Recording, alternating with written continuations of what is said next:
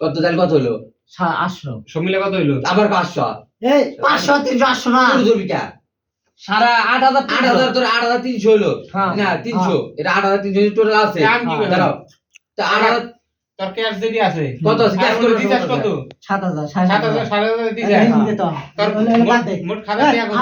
আমার আগে খাতা কত আছে 7600 হ্যাঁ তারপরে আমি দিছি 200 হ্যাঁ তাহলে কত হলো 7800 খুশি দিছি 100 আর কে দিছি 100 ও